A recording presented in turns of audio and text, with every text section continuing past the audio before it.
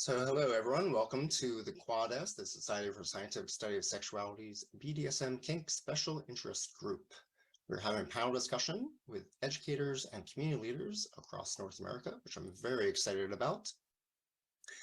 So Ali Mushtaq, Amanda Wildefyre, Monica Graziosi, Mufasa Ali, and Nwachi Pressley-Tafari will be speaking with us today.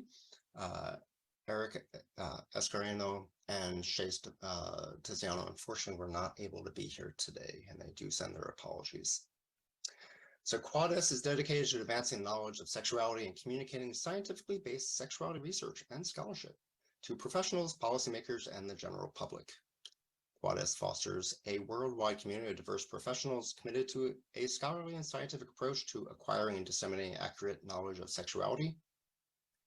QuadS believes that freedom of inquiry is essential for the promotion of human welfare and the reduction of ignorance and prejudice around sexuality. And our BDSM SIG specifically supports the healing of institutionalized shame, stigma, and marginalization.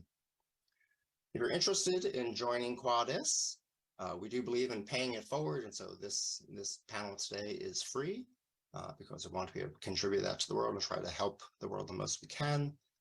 In a pay it forward method. But we also do welcome you as a member if you want.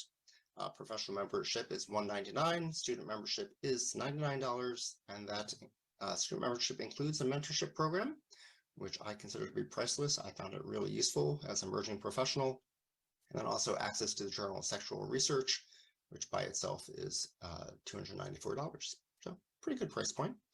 We have our annual conference in November. This year it's going to be in New Orleans, Louisiana. You're totally welcome to come, whether you're a QuadS member or otherwise.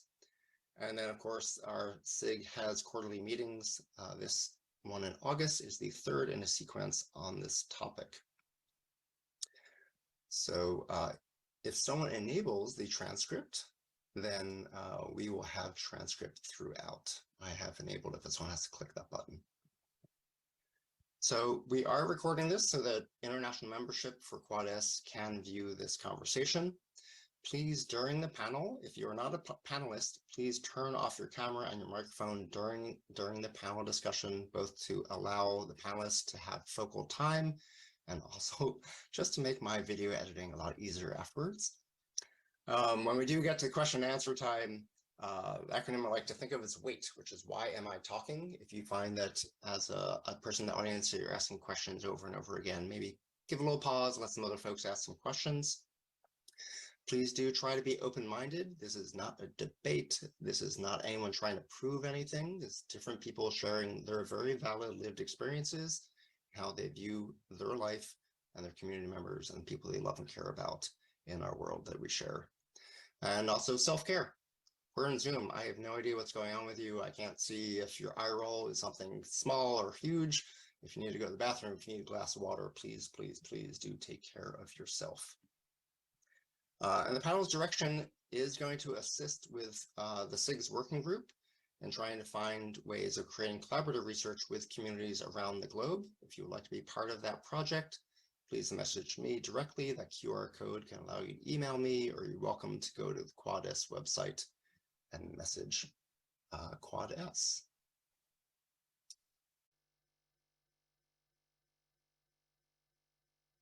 So good morning, everyone. If you would kindly please introduce yourself. Specifically, if you could introduce yourself, we'll do this alphabetical order. So if Ali, if you could introduce yourself first.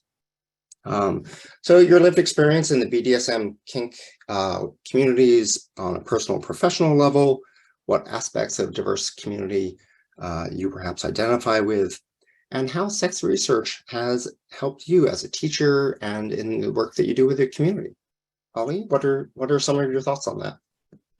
So first of all, thank you so much for having me. My name is Dr. Ali Mushtaq, and I'm a sociologist. I've done work in health equity work. Specifically, I just co-authored a book called Womenist AIDS Activism in the United States. It's who we are. That focuses on Black women in AIDS activism. In terms of the work I've done, I'm a former leather title holder. I'm Mr. Long Beach Leather 2016. I've done a lot of nonprofit work in fundraising and educational workshops. I've specifically worked with LMFT students in terms of providing different sorts of methodological interventions for basically teaching them how to apply empirical research methods to the study of kink and BDSM communities. And what was the last question? You've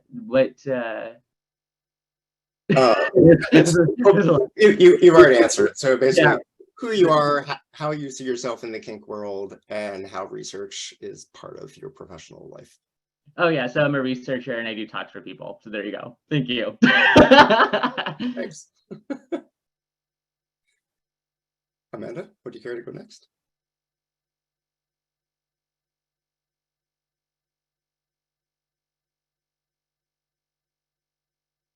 Hey, everybody. I am Mistress Amanda Wildefyre, beaming to you from occupied Dakota and Ojibwe territory, otherwise known as Minneapolis. I've been a professional dominatrix full-time for over 30 years, primarily out of the Midwest, although I have influences from around the world. Known for heavy bondage, extended immersion sessions, medical, and cross-dressing. My intersection with Quad S and with the research community has been on a bunch of different levels. I just finished a 2-year program on sex educator certification with IC, and am now working on my ASEC certification. I teach classes both online and in person, and I'm also in a mentorship with Karis, designing a questionnaire for people who engage in professional dominance and how that has aided and abetted their gender journey. I also would like to say just in general that when you engage in marginalized populations for the benefit of, say, white Western structural systems, that it's a really good idea to acknowledge the function of capitalism. So offering, say, for example, an honorarium to somebody who's willing to spend an hour sharing their background, personal information, and scientifically relevant research suggestions should actually come with at least some kind of financial acknowledgement. And I believe we are all here today for free because we want to be. Thanks for having me. Of course, thank you also for bringing that up. And I appreciate you being kind enough to volunteer. And I never, my own choice around volunteerism, I do not expect others, but I appreciate everyone here assisting in that way. Monica, would you kindly introduce yourself next? Hello, my name is Monica Graziosi. I am based out of Washington, D.C. I found the kink community as a professional dominatrix. I worked in that field from 2012 to 2016. I also filmed and was an actor and a production assistant on several small-scale adult and fetish productions from 2013 to 2015. I found the kink community sort of recreationally in 2013, initially as a form of professional development, and now most of my near and dear relationships are based in this community. I've taught at BDSM and alternative sexuality events and conferences of all sizes across North America, and I throw events and parties based in Washington, D.C. On a monthly basis. Starting in 2020, I began seeing clients one-on-one in a coaching and guidance capacity, working with individuals to help identify sources of shame and overcome them, as well as working with couples who are either trying to reconnect intimately or are embarking on a new sexual journey together. With regards to research, I work for a nonprofit by day that primarily focuses on collecting and disseminating research related to intellectual and developmental disabilities. And my role specifically involves taking things based in the realm of academia and direct quantitative research and turning it into more accessible, plain language education for practitioners and family members. So dismantling sort of academic gatekeeping and focusing on how to engage in truly equitable and accessible research is of particular interest to me personally. And I'm excited to be here today. Thank you. Thank you. Mufasa, would you introduce yourself, please?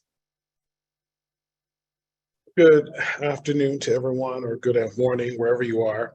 But I am Mufasa Ali, and I reside in Chicago, Illinois. I am the founder of the Men of Onyx, which is the longest standing men of color leather organization, leather club in the world. We've been around for 28 years now. And so in founding that organization, I've been in the community for leather and kink community for over 30 years.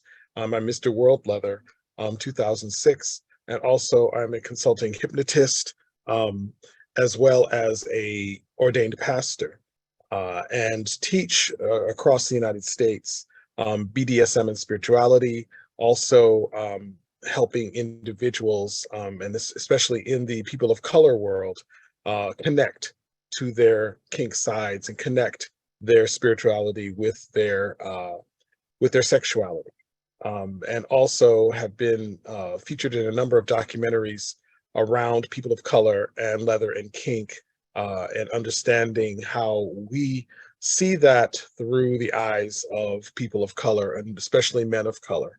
And so thank you for having me, and I'm glad to be here. Thank you. I'm thrilled you're here as well. Nwachi, would you kindly introduce yourself, please?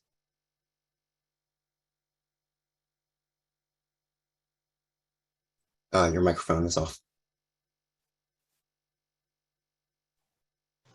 Boo.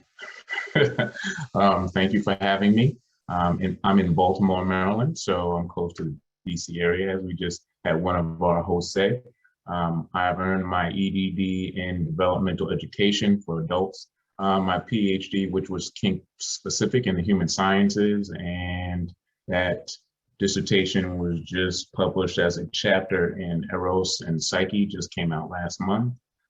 Existential perspectives on sexuality.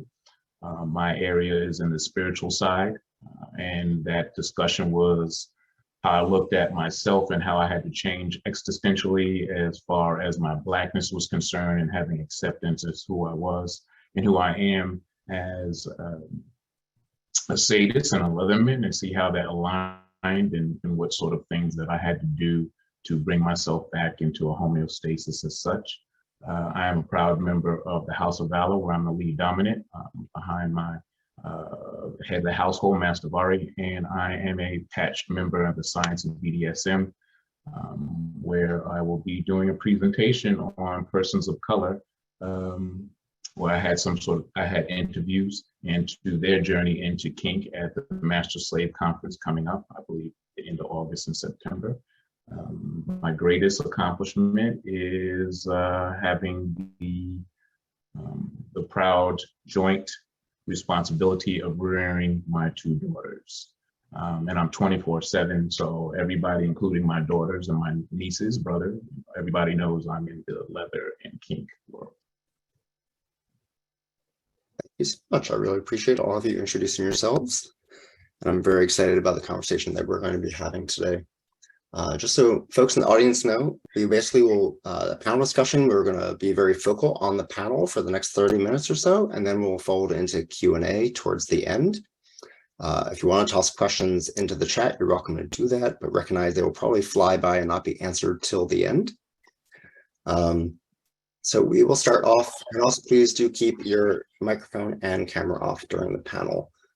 Contact info for the panelists was just tossed into the chat. If you want to follow up down the road, please be kind with their time. They're already being generous for today. So first question to start us off. There are many people that are very interested in doing research about individuals, about kink behaviors, about kink communities. but how do you feel as a professional, as a personal in the kink world, how do you feel researchers potentially could best engage respectfully and fully listen to individuals and kink communities? Is there someone that would like to go first, or we could do the alphabetical rotation?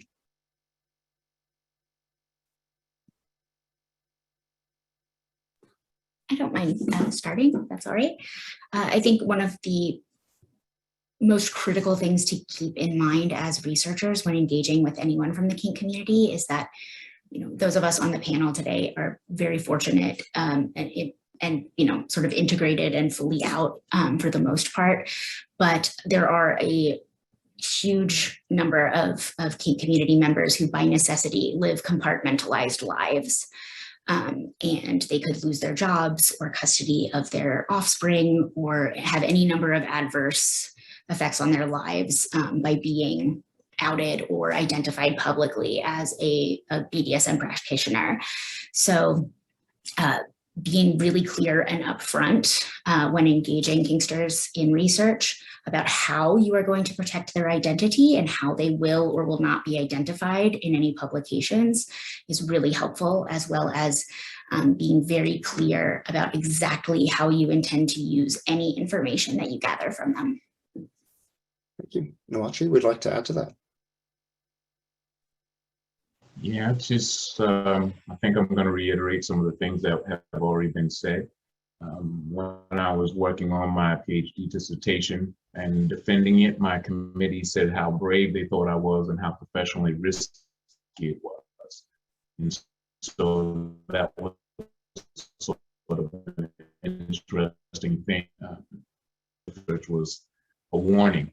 And to talk about the responsibility when you look at the individuals that you're researching, if you have the opportunity to research, is to, as I think Amanda pointed out, as we talk about capitalist society, but talking about how much power you have compared to the people that you research.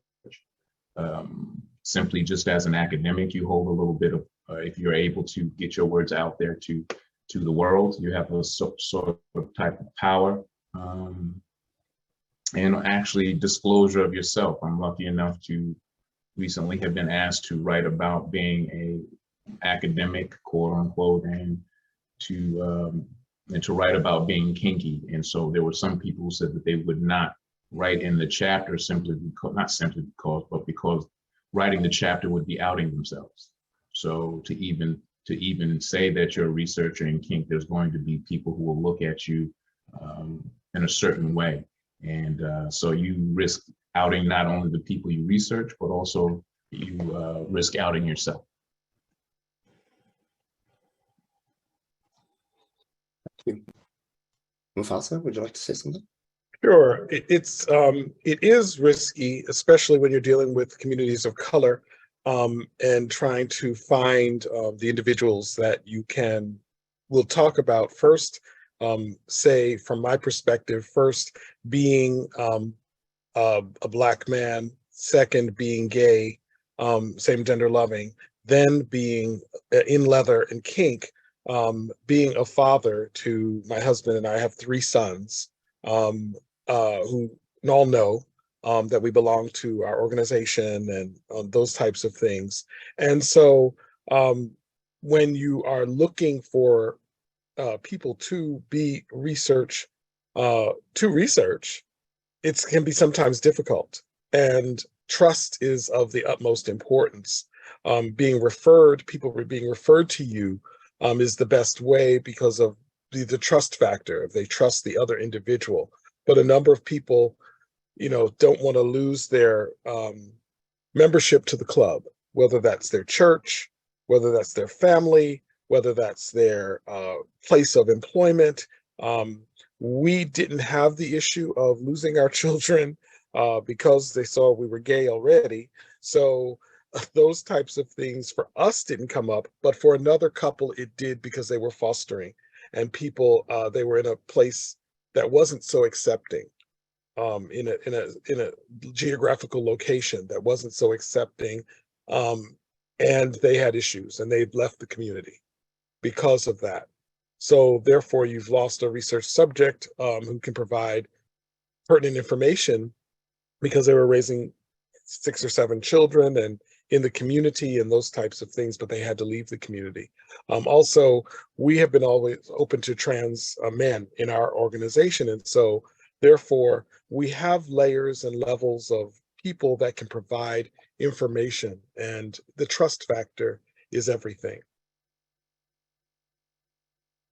Thank you. Ali, Amanda, do you have any thoughts?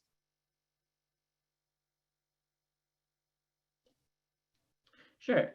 So basically, while I think anonymity and confidentiality are important, I mean, and also identifying specific gatekeepers, I think it's important to also think about the idea of probably securing extra protections, because there's some things that people within BDSM and kink communities do that are technically illegal. So not only are you looking at the question of anonymity and confidentiality, but you're also looking for protections as you would if you're studying certain populations that would be seen as deviant under the law.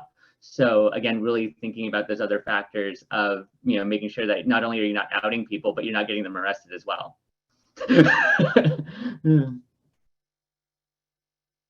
Amanda? Yeah, I think a couple of things that I've run into just looking through research and answering online and curated questionnaires about BDSM, a couple of things strike me. And of course, since this is Quad S, we're specifically looking at sexuality and sex. But I think there is actually a large percentage of people who engage in BDSM subculture, not specifically for sexual gratification, but rather as a part of their fundamental well-being, knowing that these subcultures exist, that they will be accepted for their neurodivergence or their disability or for their outcast status in conventional society. So while I'm taking these surveys, I'm often struck by this equivalence of kink with you are sexually aroused or gratified by BDSM activity. And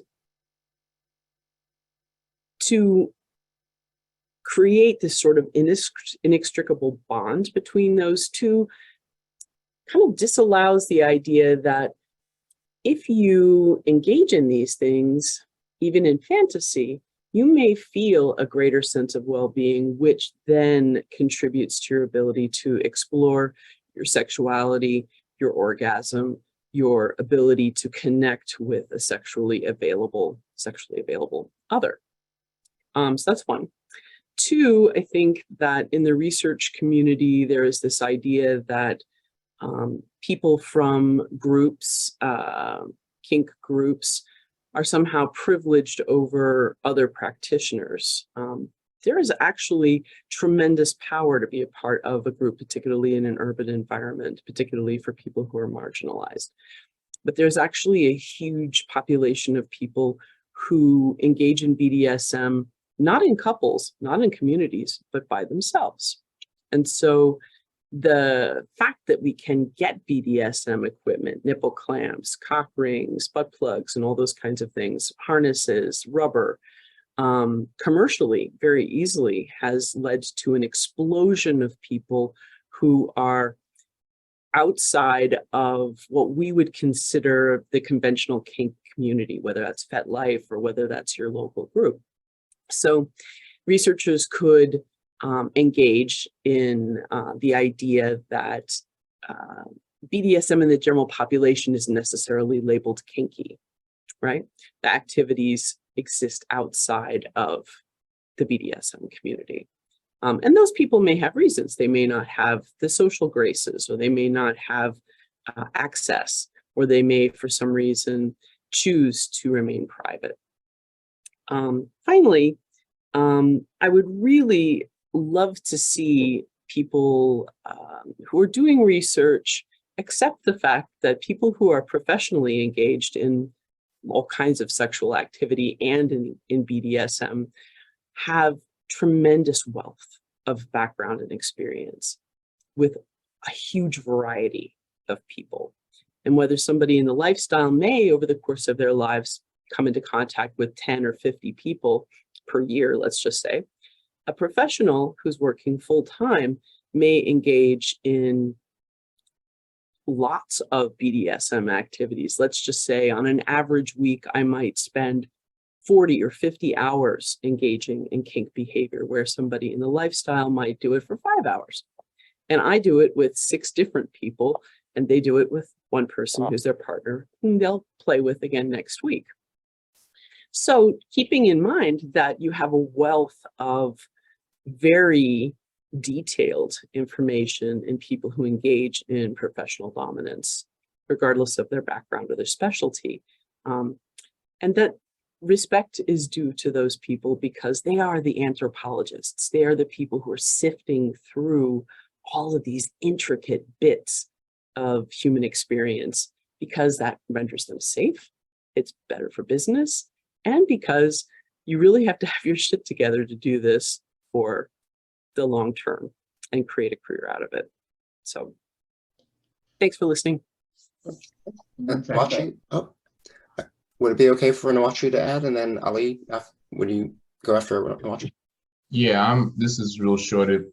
From the discussion of the panel, there was one title called Sexuality and Citizenship by Diana Richardson, who she kind of talks about the legal aspects of, and societal aspects of not having your sexuality accepted in a particular community. And I know Mufasa was talking about people who had the children being taken away, and Ali also. Well, all the panelists looked at that, but it made me think about it. And there's an article by a chef in Hammer, I cannot think of the first name, but it talks about perversity and privilege and intersectionality. So as Amanda pointed out, certain marginalized populations do not have the power to fight certain legal battles. As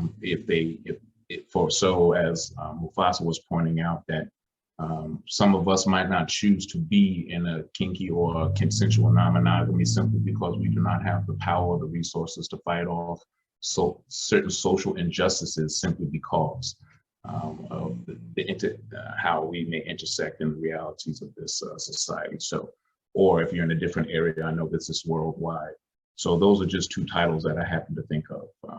Hammer and Chef is the one, and Sexual Citizenship by Diana Richardson. Yeah. Thank you so much. If anyone knows those citations, you're welcome to toss them in the chat, or else we will try to find them later. And Ali, would you like to add? Yeah, I just also want to add, especially for those that are clinicians and researchers, and I think somebody said that they were a marketing consultant as well. I think it's also important when you're in the field to acknowledge that when you do this kind of research or this kind of study on these populations, that you're bringing your own values of sexuality and your own values of what you think is normative and not normative into however you're seeing the project. So really kind of thinking about the reflexive element of when you're doing research, and so for example, when you're developing survey questions, you're really thinking about what aspects of you, where are you getting your information from? Are you getting it from a validated scale? Are you getting it from a validated tool, or are you getting it from the literature? How are you performing these validation checks? And then not only that, but then even if you're developing your qualitative work, I mean, are you really focusing on things like, or even if you're talking to clients and if you're doing engaging therapy, are you bringing your own assumptions of what you think is normative to the conversation? And so to always acknowledge that your position and your in your ideas of what you find is sexually okay and not okay can possibly impact the way in which you actually conduct whatever your project is. So again, not only are we thinking about these other aspects that are part of the research process, but also just plain and simple, what do you bring to the conversation as a practitioner, research or clinician or otherwise? Thank you so much. And that actually falls into where we're going with the next question. So we were just talking about assumptions and privilege and the potential risk that is involved with talking with people about research. And so how might you recommend for a researcher to respectfully, to communicate in terms that are as clear as possible so that there isn't a miscommunication, so that the people being researched genuinely feel compassion. They recognize that their assumption of risk by being part of the study is being respected, how can one be as clear as possible with the risks and the language and the purpose of a study? Does someone like to go first, or if not, I will call on Monica first if someone else doesn't want to go first.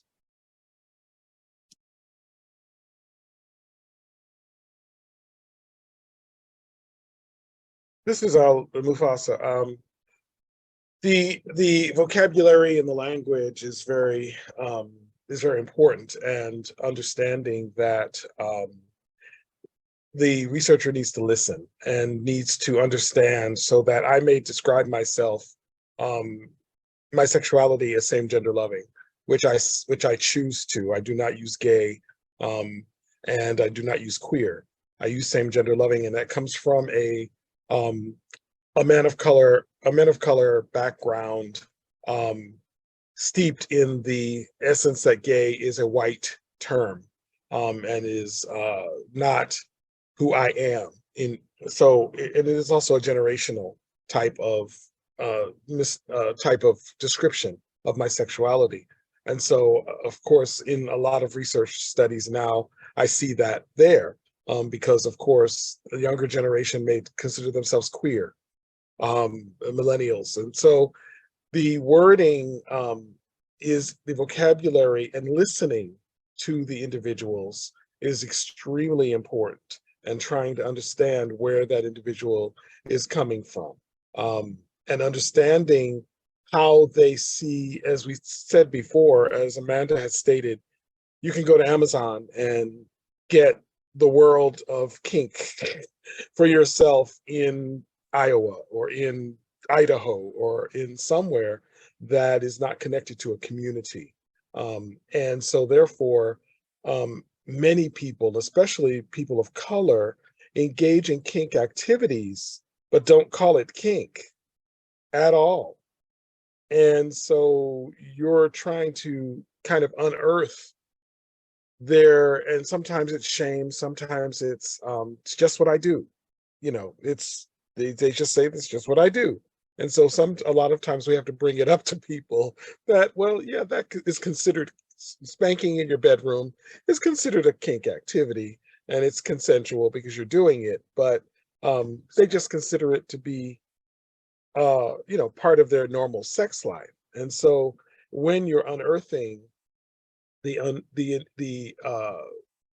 you're unearthing the activities or how people see themselves, you need to be able to listen to their vocabulary and listen to what they're saying and how they're saying it, in order to get to, what you're trying to get to as a researcher. Thank you. Would anyone like to add?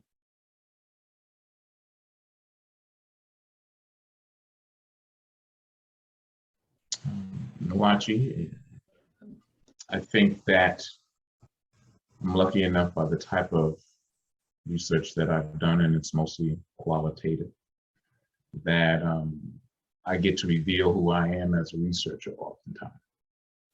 And so I talk about my own prejudice and my own lack of understanding in certain locations, to make it quite apparent. Definitely speak about the danger in whatever ways that I know how, and even apologize because, as Mufasa points out, that I may lack the vocabulary with a particular community. And at the end of most of lately, luckily, I've been able to ask the question, what should I be asking?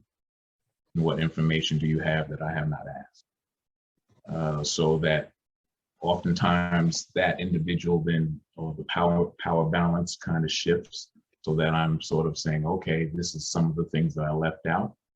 And in this particular case, particularly the one that I'm working on now about persons of color and coming into kink, is that I would like, I promised to give them a draft of what I was writing at the end of it, to say, did I get this right? Was some of the things that you have said, did I portray that correctly? So that was, it's lucky enough that I can do that in qualitative research. And that's what I'm mostly in. So that's just how I'm able to go about it with my research. Ali?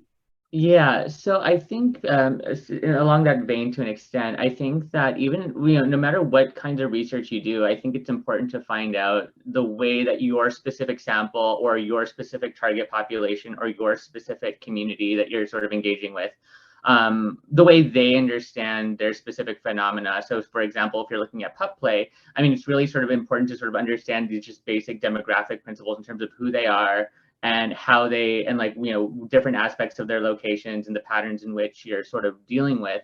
And then eventually, really kind of emphasizing the exploratory nature. So if you're doing, even if you're doing quant research, having that investigative component of a pilot qualitative study where you're just asking them questions about terms that they use and like the way they identify and different practices and different ways they go about thinking about their communities. And so that information would be useful for you to then develop a survey tool or any programmatic interventions that you might specifically come across. And then if you're doing qual work, again, like the member checking and the exploratory aspect is important, but really understand that what you're doing is you're doing community participatory research, where specifically you're focusing on the questions about how specifically this community works. So keeping your questions open-ended, really, again, remembering the idea that as a researcher, you're bringing your bias. So how you're shaping your questions, how you're shaping your perspective impacts the way that you're collecting the data or the way that you're viewing your patient. And I think that really focusing on those aspects can help not only develop an effective process, but a project, but also sort of, represent the people that you're trying to represent, which is, again, getting their, getting their information and getting their perspective before you say, this is exactly what's happening. So that's what I thought so far. Thank you so much. I think part of what I'm hearing is that while it's not all researchers take the academic pathway, that many researchers do, and that often will place them in a master's degree, a PhD level, and through that process, they can start having assumptions of privilege, and they might also have assumptions around language. And so to take a deep breath, to pause, to remember to be humble, to remember your roots or the roots of the people that you're speaking with, and to try to be adaptive in our methodologies, to be adaptive to the reality of the people that we're working with and speaking with, and not stay planted in that sort of assumption and privilege that academy might create for people. Are there other thoughts that other panelists have? I think it would be really helpful when creating a survey, for example, that there be people who actually know something about BDSM in the mix. Oftentimes when I read these survey questions, I think to myself, this is not a person who's ever played for more than 45 minutes. Or this is not a person who has really ever explored the dynamic of bottoming versus topping. I can tell right away that the person who's created the survey is really just sort of grasping at straws, or perhaps modeling their survey on some other more conventional sexuality or identity. Much in the same way that white researchers don't have any clue as to the cultural dynamics of non-white cultures. And when they go to research them, really what they're doing is sifting it through a very specific size sieve to get a specific, results that makes them feel like, oh yeah, I've understood that, but from my lens. So I think that going forward, research projects really make a big effort to do things like this and to bring community members who have extensive knowledge in the dynamics before creating the survey or the research project. That's one. So thank you for all the amazing questions that are coming up in the chat. At the end of the panel, we will have Q&A, and then we also have a half an hour social time for folks to hang out and figure out all these questions that we're starting to have in the chat. Monica, did you have any thoughts on this topic?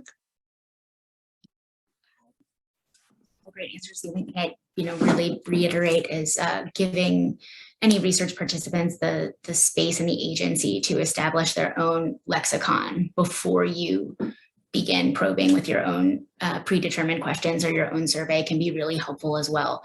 If you're engaging with somebody who bottoms and tops, do they self-identify as a switch or as verse? language is extremely important in our community, and allowing people to define their self and their activities for you, rather than providing options for them to pick from, can be really helpful and can provide answers you didn't even realize you were looking for. It sounds like both in what the panelists were saying, also the question that was in the chat is to be able to be adaptive. And so part of that is possibly starting off with a small pilot study to be able to refine language, to be able to focus language for the community that you're trying to support in that research, and then be able to shift things as you need to recognize that your community is more important than assumptions that you have going in. Sounds like that's maybe part of it. But there was a question that relates to also what Mr. Samanda was bringing up in the beginning, which is, how do you give back? If you're asking for a community member or individual to take risk, to share their time, to share their experiences, what are those immediate benefits that you can give back? What forms of compensation? What types of knowledge sharing? What are ways that you can give back to community so it doesn't become abusive of the BDSM kink community?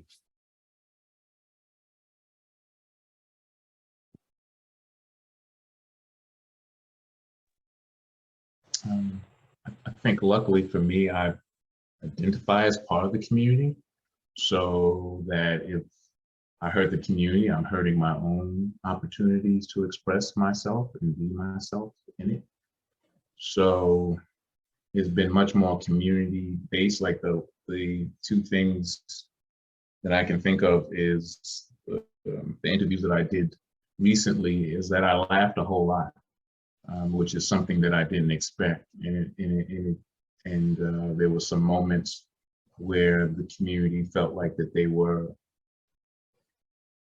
this was a moment where they got to really expel some things and talk about some things where they didn't really get the opportunity to talk about it before. And I just wanted to always communicate how humbled and grateful I was to have that experience with people, because they don't have to do that with me. And I'm not suggesting that this is for anybody else, but one other interview I had was a woman who identified as woman, cisgendered woman, and she asked me if anybody ever stopped me in a dungeon to show me how to do something, because when she was doing something, someone on more than one occasion stopped her. And I thought about it for a second, because I had never had that. And I said, well, I think I'm male, and I think it's because of my size. And we were talking about, she is a person of color. And I said, and I think that the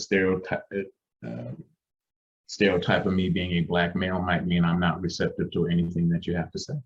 So I try to acknowledge that the intersections of who I am might actually stop people from coming up. And I'm heavily tattooed and pierced, and so I come across in a certain type of way that I'm not sure if I'm even approachable for someone to say that to me until you get to know me.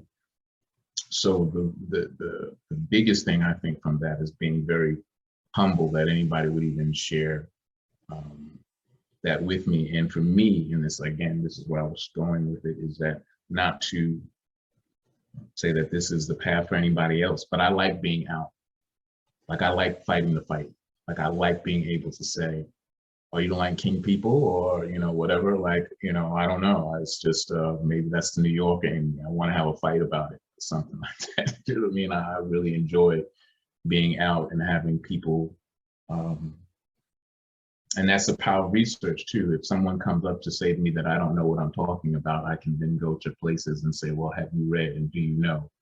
Have you had this connection to, or do you know that this is connected to ancient civilizations, not only persons of color, but European? This has been connected to Christianity in some levels. So to have the power in all sorts of religions, and have the power and the knowledge to say, come at me, bro. So there's there's that. Thank you. Any other panelists have thoughts on how a researcher can be giving back immediately or over time through money, through knowledge? Yeah, I mean, I think it's just how do you get back to your respondents in general? I mean, I think regardless of the community that you're in, I think that you know, in general, you want to treat your research respondents, regardless of whatever topic that you're doing, with the utmost respect, and making sure that their time is not only validated, but also the idea that anything that they're contributing is going to be done in confidence and anonymity, and it'll just be ethically handled. So really just sort of putting those reassurances in place where, again, it's not just necessarily the kink community, but also focusing on participants in general, where it's like, we just want to make sure that we're ethically representing you. And again, taking steps when you're doing the member checking, when you are letting them have feedback in terms of the way the results are shaped, and then also kind of, you know, making sure that it's being disseminated in places that it can have the most impact. So I think this is just sort of a how do we value our participants in general question, as opposed to just the kink community, because I think everyone's time is incredibly important and everyone's knowledge is incredibly important. So that's just how I see it anyways. Thank you. Anyone else? I think the the essence of giving back, helping the community, helping others understand your community or the community is one of the things that, in essence, it's from your heart. It's from, just be giving so that you can advance knowledge within the community and the communities, to help people understand other people. And so it becomes a labor of love, in this case, because there's not a lot of there's not a lot of information out there, for one. There's not a lot of things that we can look to, but we use some of that information in how we teach and how we instruct and how we bring other people along. And a lot of times I've found that the information is life-giving to people. I'm not as weird as I thought I was. There are other people out there like me. This is, an essence of who I am and the validation of who they are. And so that sometimes feeds the soul and feeds the spirit. So in giving of yourself, of the information, and just like medical studies, sometimes there's some payback, sometimes there's not. But am I helping the essence of Black men, people find out what's going on with the medical issues in Black men or Black same gender loving men? And in this case, even with kink, am I helping people understand why people are kinky and how they are kinky and what they're doing and how they're doing it and where they're doing it? Because so much of it is now being brought to light, which was in the dark so much before. Monica, it looked like you wanted to say something. Just to add on with what Ali mentioned with general best practices in compensating researchers. That's the best practice when working with the kink community as well. And then I just also wanted to mention that as a participant in research studies, both of the psychological and sociological side, as well as in the medical community, it's extremely frustrating to be told that you will be provided with a copy of the study or the data or even just your own responses, and then to have to hunt the researchers down to actually get that. To go, well, it's been a calendar year. Have you published, is there anything I can have? Have you published yet? And so just taking, even though it will take up a bit more of your bandwidth, having that sort of initiative to provide the information and your findings back to your participants as quickly as you can will really go a long way. So part of that is to have informed consent. Part of that is to give people the timeline that we're gathering data for the next 30 days, 5 years, whatever that is, so that they know it'll be 30 days or 5 years until they're going to see that piece of information. Anyone else have any thoughts? So we'll have one last sort of pie in the sky question. And then we'll go to the Q&A. And so if you have a question, please, in the audience, please raise your hand, and we'll call on folks in the order that Zoom puts folks in with raised hands. So last final question. If anything in the world around kink and BDSM could be researched, what do you think would really truly help your community the most with a research topic?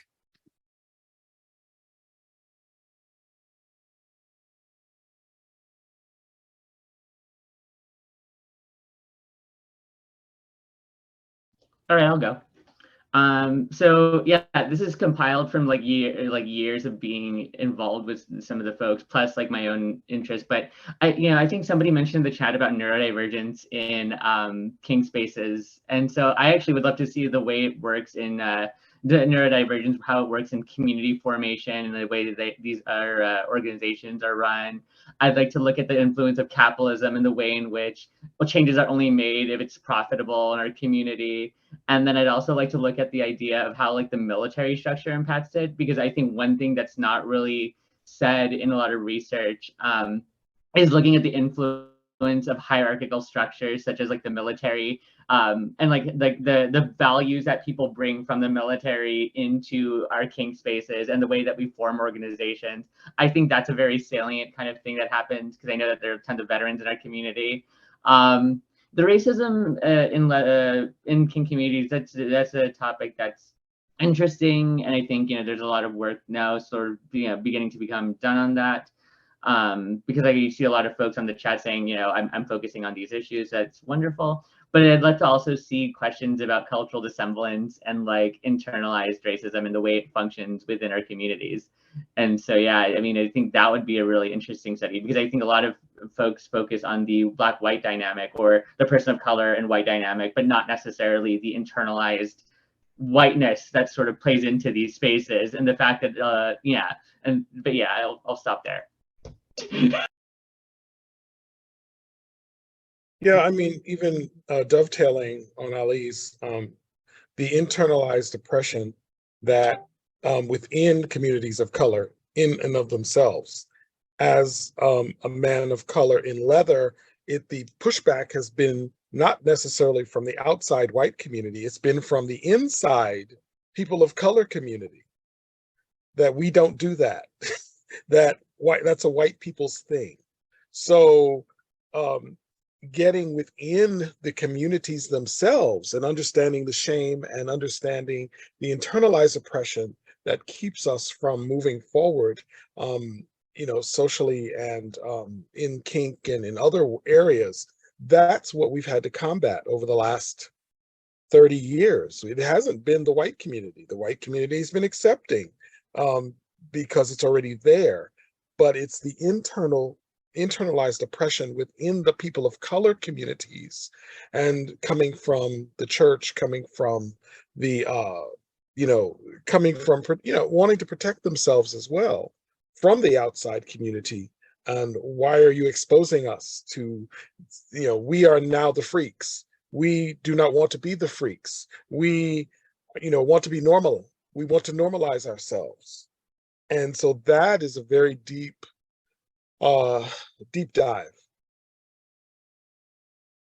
Thank you. Nwachi?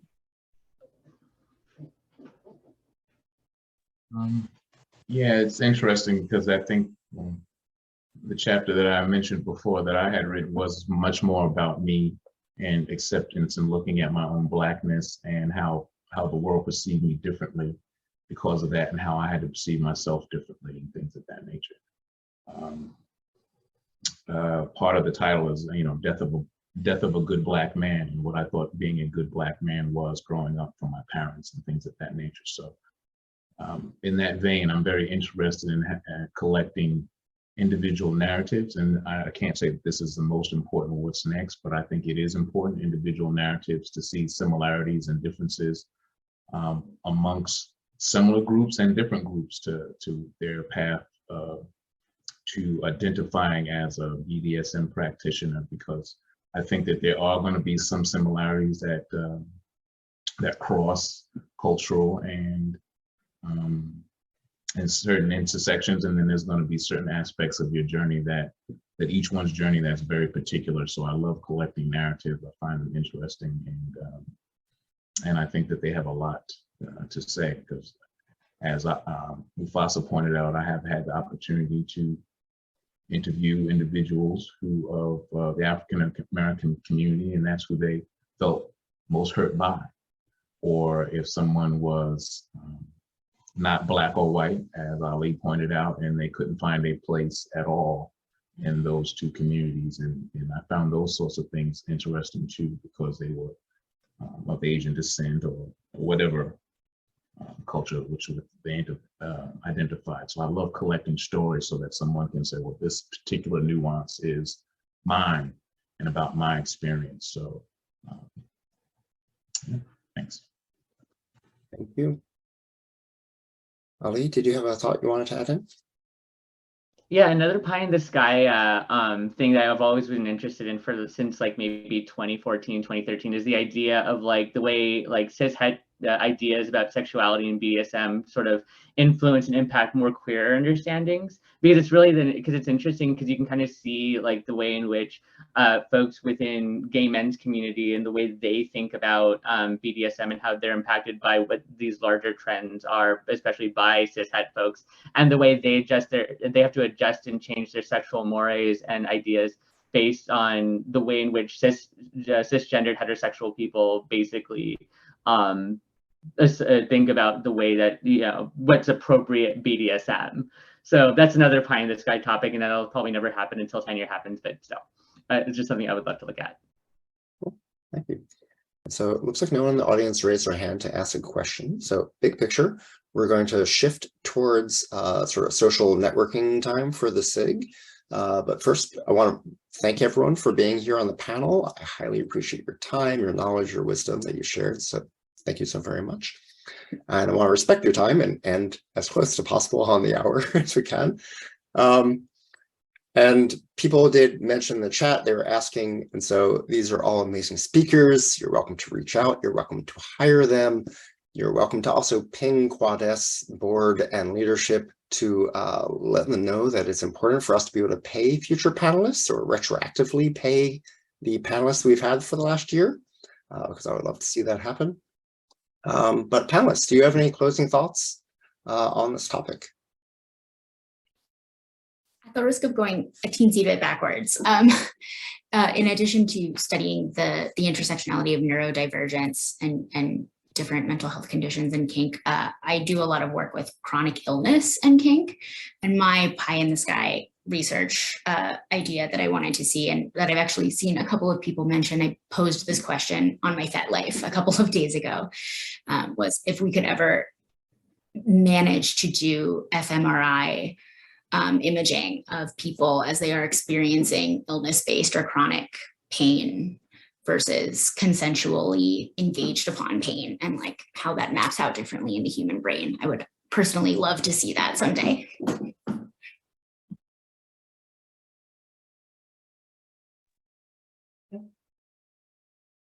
Any other panelists? Any closing thoughts? I put everyone's general contact info in the chat, but if anyone wants to share more specific contact info, we of course are allowed to toss them in the chat. Please do save the chat, because this will not be available to the rest of the internet world. Fredrick, you have somebody's hand up.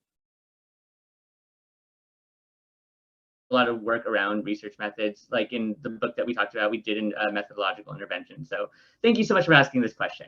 I think what needs to be done is really focusing on the type of community and really hammering down, like, so for example, during the conceptualization stage of the project, not just asking general questions like, oh, well, like, you know, how is it that in the kink world, like, how do people do X, Y, and Z? But rather basically in the lit review that you're doing, you know, that in terms of the way that you're sort of looking at some of these projects, you have to sort of look to see the different kinds of communities that are out there, and also doing some other exploratory research. So like maybe looking at different community groups, maybe looking at, so for example, like getting information from, say, like a leather bar or something, being like, oh, like you have these different kinds of nights. So you have a pup night, you have a ABDL type or whatever, and then using that as a kind of tool where you're using that community specific knowledge and integrating that into the way that you're forming your research question. So doing like the research before the research and really kind of familiarizing yourself with the idea that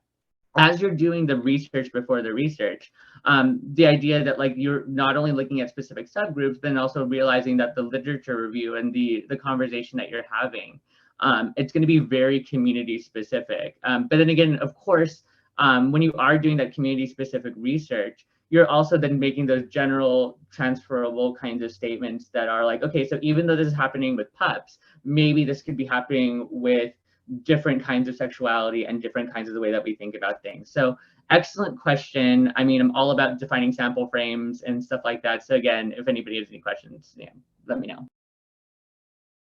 Nwachi, do you have a thought? Yeah, one is, I think Ali pointed out, is to do the research. For instance, persons of color are much less likely to answer surveys online. So going out to find individuals and where they gather. And so that was one of the big things that researchers were lamenting, is that when they did online surveys, that they couldn't get people of color to respond to that. And that was one of the things that a generalization that they came up, they're like less likely to have the trust to say, okay, well, let me go online and do this survey, or what have you. So that was one of the things that I looked at. I looked at snowballing, where I came to a few individuals and said, give me 10 individuals like yourself and unlike yourself within the community that you know, and see if that spread out to some. So some people will think that you might circle back around, but if you set your standards of, how many people that you want to get of a particular group or things of that nature, then you may have to go out to the specific groups that you're looking to have interviews with them, and to see if they have individuals who will be willing to and lead you that direction, and be very honest in your sampling to say that that's what you did, so that participants are aware and readers are aware of such. And I think that's pretty much the thing, is to really look at the groups that you want to get a hold of, and understand if you go through a particular method, that you might be less likely to get certain types of participants. So I use some, and my and the type of research that you're doing, because in the type of research I'm doing, I'm not looking for generalizable answers most of the time.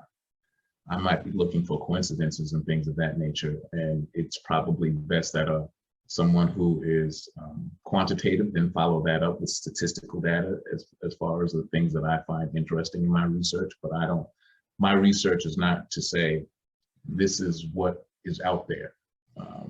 This is just like, wow, this is interesting, and this is a conglomeration of things. Let's put some statistics to it thereafter to see if it's much more readily as a law or rule of such. That makes sense. Cool. Thank you so much. And so, to be respectful of the panelists' time, Amanda, I want you to be able to say whatever you want to say, but then we're going to sort of shift over to the larger community conversation, where we can answer potentially all the questions that are in the chat, but also allow the panelists to be able to gracefully bow out. And please do thank the panelists for the generosity of their time, their wisdom, and everything they shared today. So thank you. Amanda, would you like to have some final thoughts as we shift over to community time? I think in terms of research parameters, defining who it is that you're really looking at. For example, I hear the word community a lot, and I think that might be applied to certain groups or certain backgrounds. But I'm also thinking of some of my clients who are almost to the level of like the guy that, was the masochist, that cured lupus through. I mean, I have a lot of clients who specifically engage in hours and hours and hours of BDSM, but they're not a member of a community, and yet they might not even identify as kinky. So looking at like how much of the person's time or how important BDSM is in their their scale of well-being might also be a parameter to look at. Somebody might, obviously somebody who's just like, yeah, I'm a kinkster and has been interested or engaging in kink for 6 months is going to have very different responses from the same person 20 years after, right? In terms of whether that really had a fundamental shift in their lives. Did it really take on the kind of importance that we might say a marriage would, or joining a big, a community or group or leather group or something like that, or having a mentor.